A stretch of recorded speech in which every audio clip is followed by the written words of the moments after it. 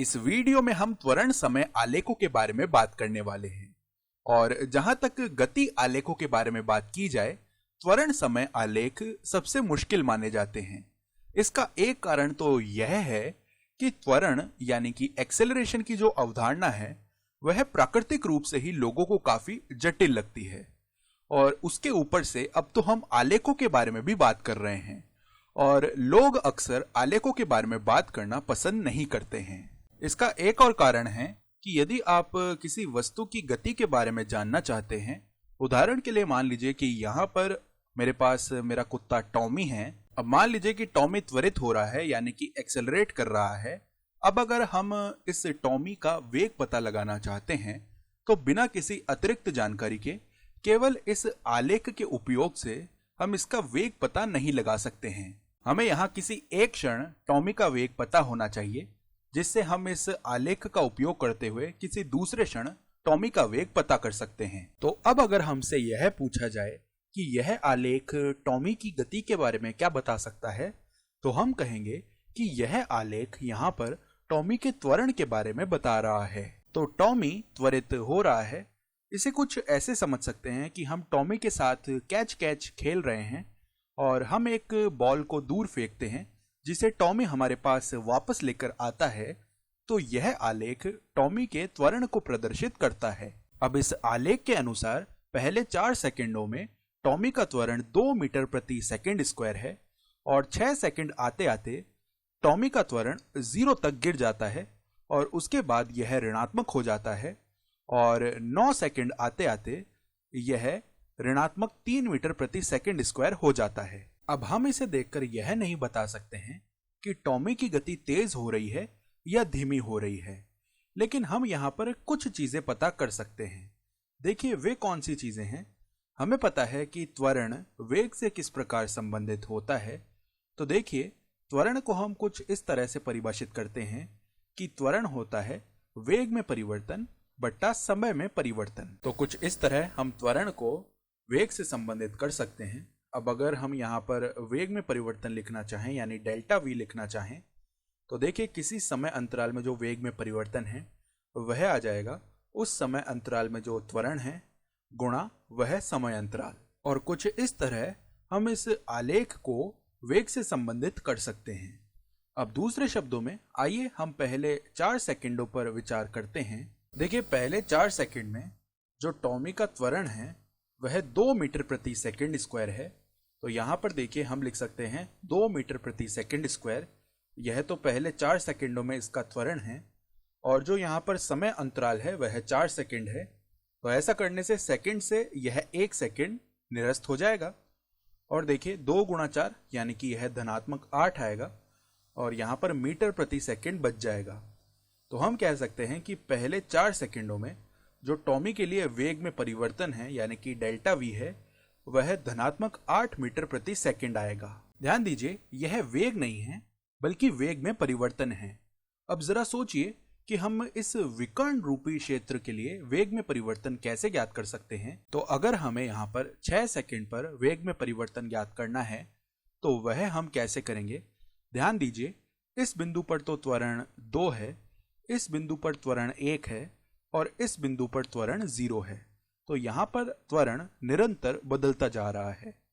तो इस भाग के लिए हमें यहाँ पर त्वरण का क्या मान रखना चाहिए जिससे हमें वेग में परिवर्तन मिल जाए, इसके बारे में जरा सोचिए। अब उम्मीद करता हूं कि आपने इसके बारे में सोचा होगा। मैं आपको बता दूं कि हम इस मामले में थोड़े भाग्यशाली हैं, क्योंकि इन आलेखों का जो ज्यामितीय पहलू है वह हमारी जिंदगी को काफी आसान बना देता है। और यह हमारे जीवन को किस तरह से आसान बना रहा है, देखिए हमने यहाँ पर डेल्टा वी बराबर ए गुणा डेल्टा टी लिखा है, यानी त्वरण गुणा समय अंतराल लिखा है। तो पहले 4 सेकंड के लिए यदि हम यहाँ पर त्वरण देखते हैं तो वह कितना है, वह 2 मीटर प्रति सेकंड स्क्वायर है। यानी डेल्टा टी जब 4 है, समय अंतराल जब 4 सेकंड का है, तो जो हमारा त्वरण है वह 2 मीटर प्रति सेकंड स्क्वायर है। तो अगर हम यहाँ पर वेग में परिवर्तन ज्ञात करना चाहते हैं तो हम कर क्या रहे हैं, हम असल में इस त्वरण को इस समय अंतराल से गुणा ही तो कर रहे हैं, यानी इस 2 को इस 4 से गुणा कर रहे हैं। जिससे +8 मीटर प्रति सेकंड यह वेग में परिवर्तन आ रहा है। तो असल में हम यहाँ पर क्या कर रहे हैं, हम इस ऊंचाई को इस चौड़ाई से गुणा कर रहे हैं, यानी हाइट मल्टीप्लाई विड्थ कर रहे हैं, जो कि हम जानते हैं कि एक आयत यानी कि रेक्टेंगल का क्षेत्रफल होता है। तो यह इस तरह के एक आयत का क्षेत्रफल आ रहा है। यानी अगर हमें वेग में परिवर्तन ज्ञात करना है तो हम असल में इस आयत की जो ऊंचाई है उसे इसकी चौड़ाई से गुणा कर रहे हैं।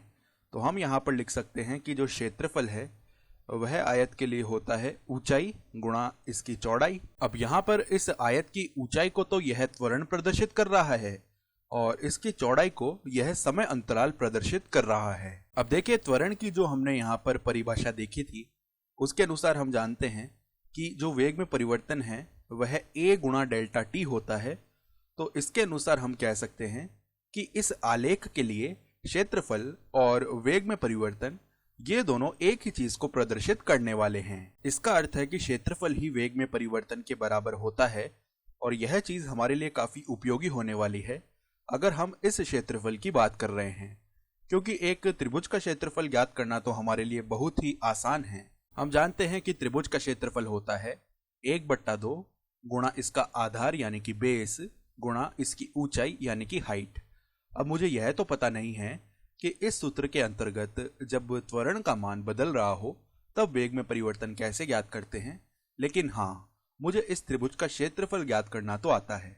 तो हम इसका क्षेत्रफल लिख सकते हैं 1/2 गुणा इसका जो आधार है यानी कि 2 सेकंड गुणा इसकी ऊंचाई है धनात्मक 2 मीटर प्रति सेकंड स्क्वायर।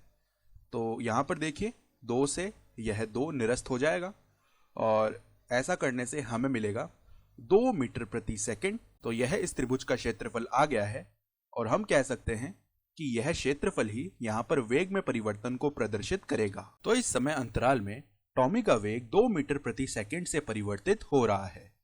अब आप यह सोच सकते हैं कि यहाँ पर तो देखिए जो क्षेत्रफल है वह ऊंचाई गुणा चौड़ाई है और यह a गुणा डेल्टा t के बराबर है। चलिए, यह तो हमने आसानी से मान लिया, लेकिन इस त्रिभुज की स्थिति में देखिए यहाँ पर हम इस अतिरिक्त 1/2 से गुणा कर रहे हैं, लेकिन यह अर्थपूर्ण कैसे है, क्योंकि यहाँ पर भी देखिए 1/2 तो गुणा में नहीं है। तो आखिरकार 1/2 से गुणा करके भी हम यह कैसे कह पा रहे हैं कि क्षेत्रफल इस वेग में परिवर्तन के बराबर है? जरा इसके बारे में सोचिए। तो हम यहाँ पर वही करेंगे जो हम हमेशा करते हैं। हम देखिए इस प्रकार से एक आयत की कल्पना कर सकते हैं और इस त्रिभुज के क्षेत्रफल को हम इन सभी आयतों के क्षेत्रफल के लगभग बराबर मान सकते हैं। लेकिन अब आपके दिमाग में यह आ रहा होगा कि यहाँ पर देखिए ये कुछ अतिरिक्त भाग हैं जिनकी वजह से हमें ऐसा लग रहा है कि इन आयतों का क्षेत्रफल इस त्रिभुज के क्षेत्रफल के बराबर नहीं होगा। तो चलिए एक काम करते हैं, इन आयतों की चौड़ाइयों को हम और कम कर देते हैं, यानी इन्हें हम और छोटा बना लेते हैं। तो मान लीजिए एक आयत हम इस तरह से बना लेते हैं, उसके बाद एक आयत कुछ ऐसे, एक आयत कुछ ऐसे और एक आयत कुछ ऐसे।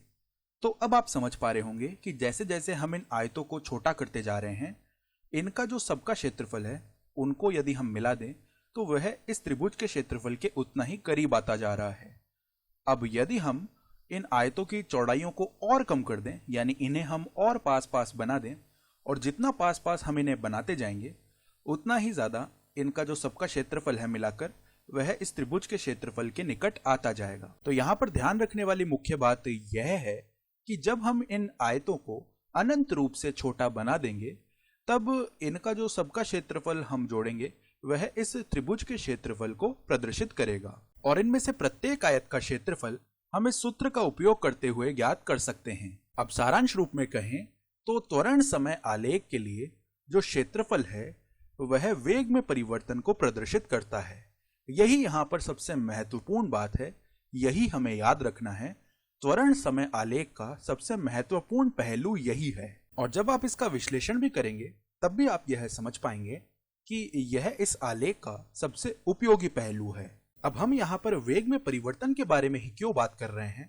इसका जवाब यह होगा कि वेग में परिवर्तन से ही हम वेग ज्ञात कर पाएंगे। तो अब अगर हमें एक बिंदु पर वेग पता है तो उसका उपयोग करके हम दूसरे किसी बिंदु पर वेग ज्ञात कर सकते हैं। उदाहरण के लिए मान लीजिए कि टॉमी का वेग जो है वह किसी एक क्षण हमें पता है। मान लीजिए हमारे पास एक स्टॉप वॉच यानी कि विराम घड़ी है और उसे हम किसी क्षण पर रोकते हैं। मान लीजिए कि हम इसे t बराबर 0 पर रोक रहे हैं और तब टॉमी का जो वेग है वह धनात्मक 1 मीटर प्रति सेकंड है। तो हमें पता है कि t बराबर 0 पर टॉमी का वेग धनात्मक 1 मीटर प्रति सेकंड है। अब इसका उपयोग करके हम किसी भी समय पर टॉमी का वेग ज्ञात कर सकते हैं। उदाहरण के लिए मान लीजिए कि हमें जब t बराबर 4 सेकंड है उस समय टॉमी का वेग ज्ञात करना है। तो वह हम कैसे करेंगे? देखिए, यहाँ पर हमें पता है कि जो डेल्टा v है यानी कि वेग में परिवर्तन है वह कितना है।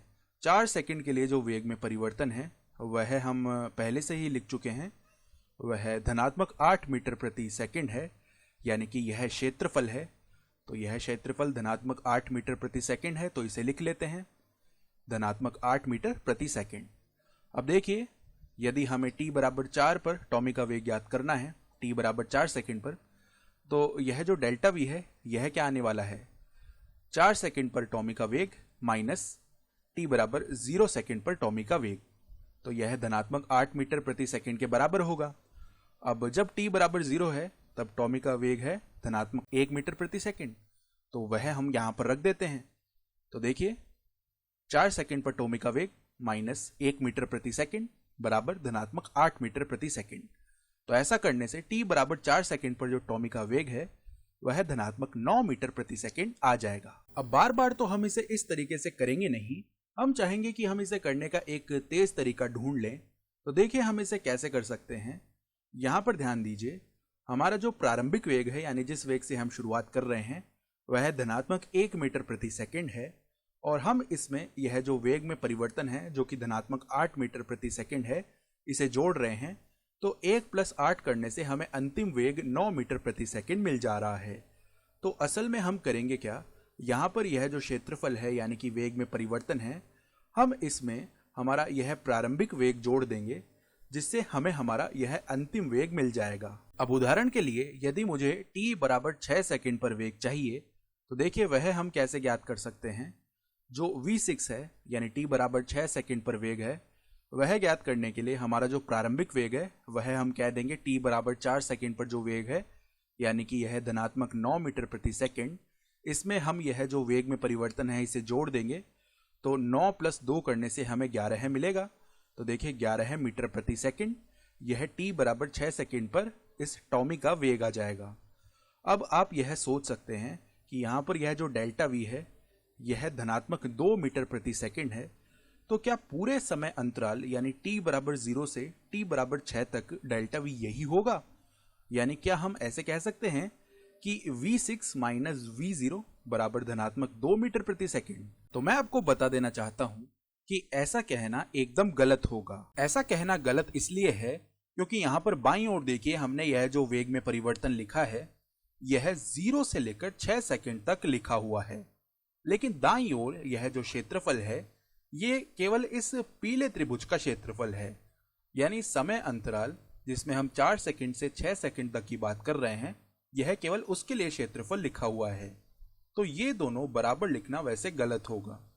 अगर हम 0 से लेकर 6 सेकंड तक की बात कर रहे हैं तो हमें यहाँ पर इस आयत का क्षेत्रफल और यह त्रिभुज का क्षेत्रफल, इन दोनों का योग लेना होगा। तो इनका योग हम कर सकते हैं। इस आयत का क्षेत्रफल क्या है, देखिए यह 8 मीटर प्रति सेकंड है और इस त्रिभुज का क्षेत्रफल 2 मीटर प्रति सेकंड है। तो इनका हम योग कर सकते हैं। तो यहाँ पर देखिए, अगर हम 0 सेकंड से 6 सेकंड तक की बात कर रहे हैं तो 8 + 2 यानी कि 10 मीटर प्रति सेकंड यह आ जाएगा। और हम जानते हैं t बराबर 0 के लिए जो वेग है वह धनात्मक 1 मीटर प्रति सेकंड है। तो वह मान अगर हम यहाँ पर रख लेते हैं तो देखिए हमें क्या मिलेगा, v6 माइनस 1 मीटर प्रति सेकंड, यह हमने यहाँ से उठाकर रख लिया है, यह 10 मीटर प्रति सेकंड के बराबर है। इसका मतलब t बराबर 6 सेकंड पर जो वेग है वह आ जाएगा 10 + 1 यानी कि 11 मीटर प्रति सेकंड। और इसे हमने यहाँ भी प्राप्त कर लिया था, हमें वही परिणाम यहाँ भी मिला है। तो हम हमेशा इसे गणितीय रूप से कर सकते हैं, बस हमें यह ध्यान रखना है कि दोनों पक्षों के लिए जो समय अंतराल है वह एकदम समान हो। अब चलिए अंतिम भाग की ओर आते हैं और अब हम यह क्षेत्रफल ज्ञात करने वाले हैं तो यह क्षेत्रफल किस प्रकार से परिभाषित होगा? देखिए, यह क्षेत्रफल वक्र से लेकर क्षैतिज अक्ष यानी कि हॉरिजॉन्टल एक्सिस तक है, और इस स्थिति में यह जो क्षेत्रफल है यह इस क्षैतिज अक्ष के नीचे है, यानी कि यह ऋणात्मक क्षेत्रफल होगा। और यहाँ पर चूंकि यह त्रिभुज है तो यह आ जाएगा 1/2 गुणा आधार गुणा ऊंचाई। अब चलिए यहाँ पर मान रख लेते हैं। तो 1/2 गुणा जो आधार है वह 3 सेकंड होगा, और अब जो ऊंचाई है वह ऋणात्मक 3 मीटर प्रति सेकंड स्क्वायर है।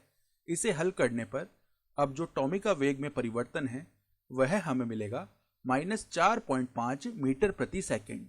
तो अब टॉमी का वेग ऋणात्मक 4.5 मीटर प्रति सेकंड से परिवर्तित हो रहा है। अब अगर हमसे यह सवाल किया जाए कि t बराबर 9 सेकंड पर जो टॉमी का वेग है वह क्या होगा, तो वह हम देखिए कैसे ज्ञात कर सकते हैं। जो t बराबर 6 सेकंड पर टॉमी का वेग है वह हमें पता है कि 11 मीटर प्रति सेकंड है।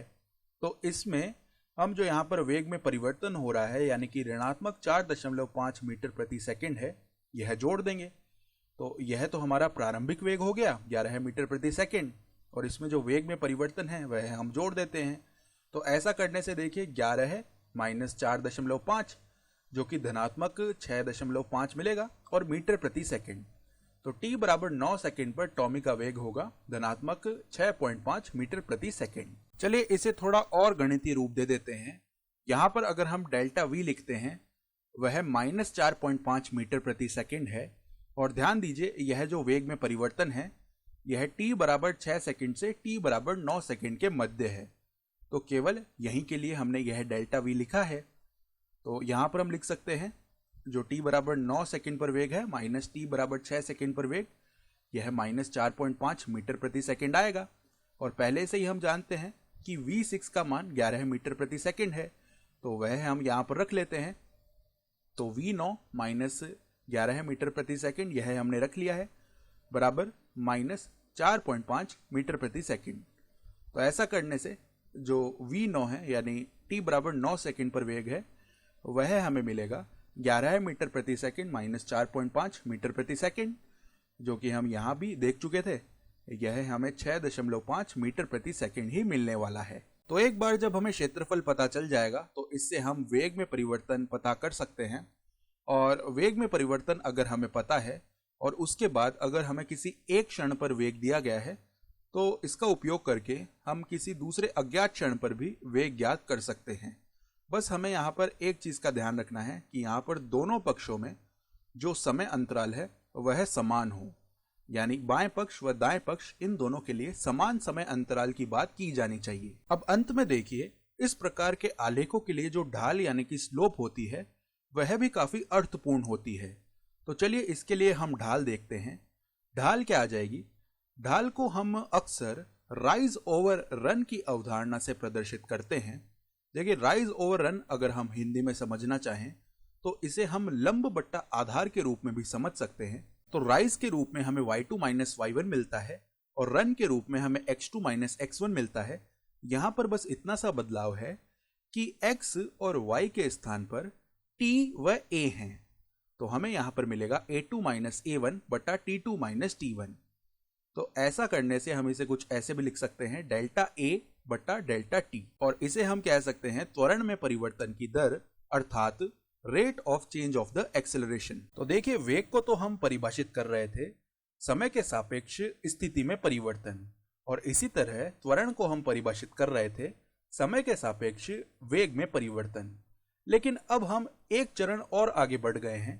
यहां पर हमारे पास समय के सापेक्ष त्वरण में परिवर्तन है, तो इसे हम परिभाषित करते हैं जर्क के रूप में। तो इसे हम जर्क के रूप में परिभाषित करते हैं।